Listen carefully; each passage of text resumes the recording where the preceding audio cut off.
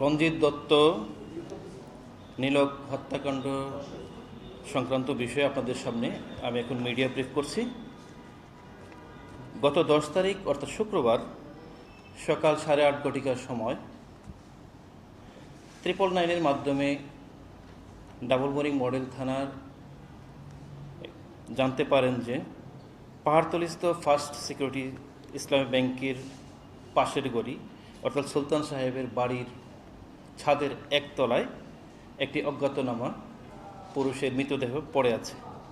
উক্ত সংবাদের ভিত্তিতে পাহাড়তলি ডাবলবোরিং থানার টহল টিম এসআই শহীদুল কবির সোহাগের নেতৃত্বে সঙ্গীয় ফোর্সসহ ঘটনাস্থলে উপস্থিত হয় এবং তাৎক্ষণিকভাবে আনআইডেন্টিফাইড ব্যক্তির ডেড বডির ছবি সংগ্রহ করে চট্টগ্রাম মেট্রোপলিটন পুলিশের বিভিন্ন থানায় এই ডেড বডি শনাক্ত করার জন্য ছবি প্রেরণ করা হয়।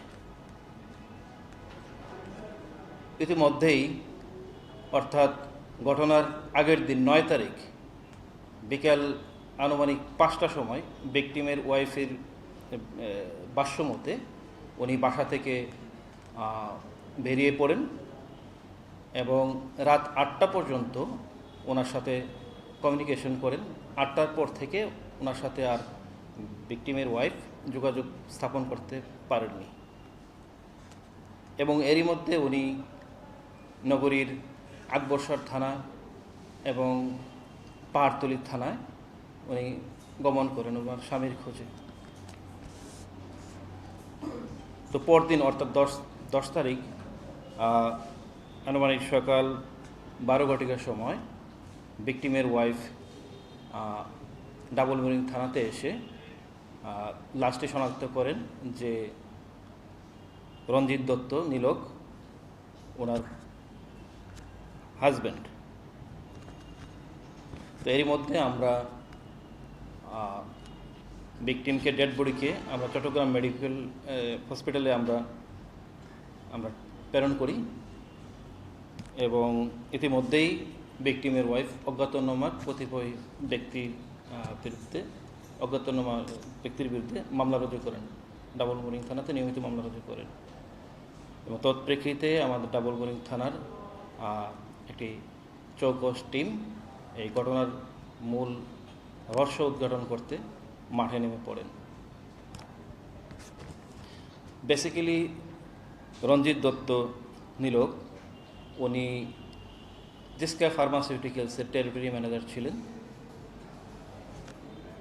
এবং ওনার এই ক্লোলেস হত্যাকাণ্ড উদ্ঘাটনের ক্ষেত্রে আমাদের তদন্ত টিম 8 ঘন্টার মধ্যেই আপনার হত্যার রহস্য উদ্ঘাটন করতে সক্ষম হয় এবং সেই সাথে ঘটনার সাথে সরাসরি জড়িত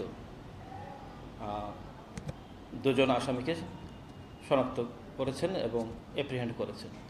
10 তারিখ রাত 12টার দিকে আমরা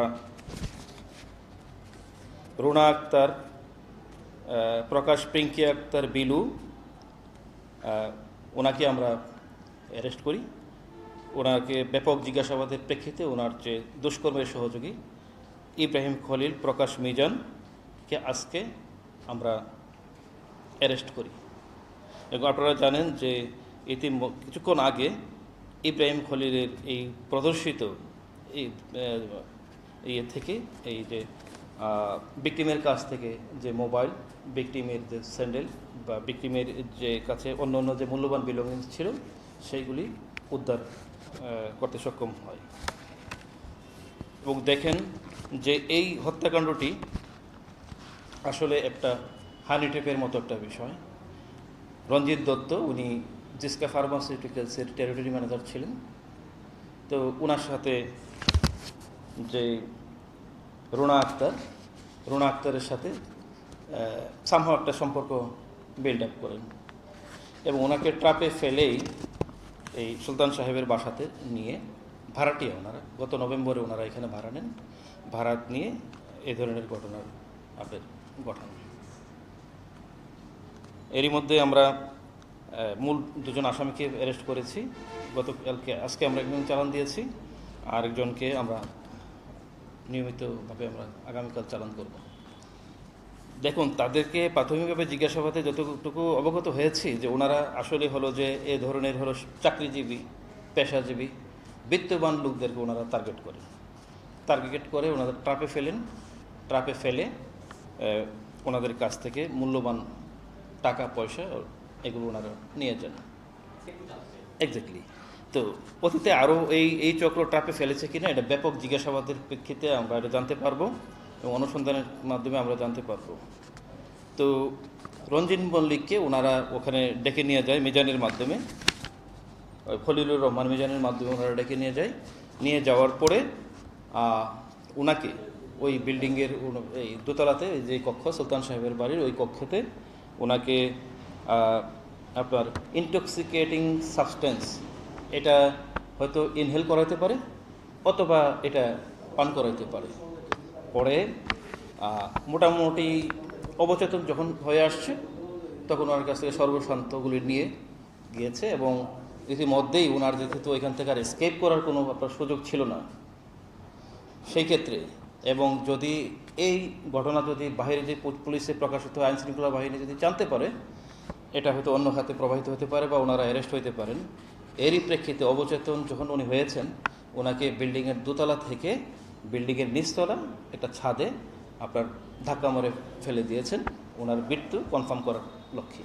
হ্যাঁ, এটা থাকতে পারে। আমরা আপনারা জানেন অল্প কিছুক্ষণ আগেই আমরা ওনার যে ব্যবহৃত সেলফোন এটা আমরা উদ্ধার করেছি এবং যে রুনা আক্তারের সেলফোনটা আমরা উদ্ধার করেছি, এটা ফরেন্সিকের মাধ্যমে আমরা বিস্তারিত এটা আমরা জানতে পারবো। রুনা আক্তারের পেশা হলো এরকম ওই যে চাকরিজীবী বা যাদের বিত্তশালী যে অর্থশালী যারা আছে তাদেরকে এরকম প্রেমের ভান করে টার্গেট করে কাছে ডেকে নিয়ে এসে সর্বশান্ত করা। আপাতত আমাদের যে প্রাথমিক অনুসন্ধানেই এটা বেরিয়ে আসছে। দেখুন, ওনার নামটাও কিন্তু অনেক বড়, রুনা আক্তার, প্রকাশ পিঙ্কি আক্তার, প্রকাশ বিলু, ওনারা এক এক সময় এক একটা নাম ধারণ করে। তো আমরা বিস্তারিত অনুসন্ধান তদন্তের মাধ্যমে আমরা এটা জানতে পারবো ওনার এক্সাক্ট নেমটা কি। ন্যাশনাল আইডি কার্ড আমরা ফাইন্ড আউট করলে আমরা জানতে পারবো না। আমরা ব্যাংক অ্যাকাউন্ট পর্যন্ত আমরা জানতে পারিনি। দেখুন, আমরা কালকে সকালে আমরা এই 399 মেসেজটা পাওয়ার পরেই কিন্তু আমরা এটা ডিটেকশনে আমরা বের হই। আমাদের সারা দিন সারা রাত আমরা এই কাজে আমার তদন্ত টিম আমাদের কাজ করে এই পর্যন্ত আমরা এসেছি। আমরা রুনা আক্তারকে যেহেতু আমরা আগেই অ্যারেস্ট করেছি, রুনা আক্তার আপনারা জানেন 24 ঘন্টার মধ্যে ম্যাজিস্ট্রেট আদালতে প্রেরণ করতে হয়। রুনা আক্তারকে আমরা প্রেরণ করেছি এবং রুনা আক্তারের তথ্য মতোই কিন্তু আমরা ইব্রাহিম খলিলকে আমরা অ্যারেস্ট করেছি। আমরা অবশ্যই রিমান্ড চাইব, যেহেতু একটা পরিকল্পিত একটা হত্যাকাণ্ড, আমরা অবশ্যই এটা রিমান্ড চাইব। গ্রেপ্তারের সময় তাদের কাছে এরকম আমরা কোনো আলামত পাইনি। সাবসিকুয়েন্টলি আমরা ভিকটিমের কাছ থেকে যে ভিকটিমের জুতা, ভিকটিমের মোবাইল, সেলফোন, ভিকটিমের জুতা এগুলো আমরা পেয়েছি।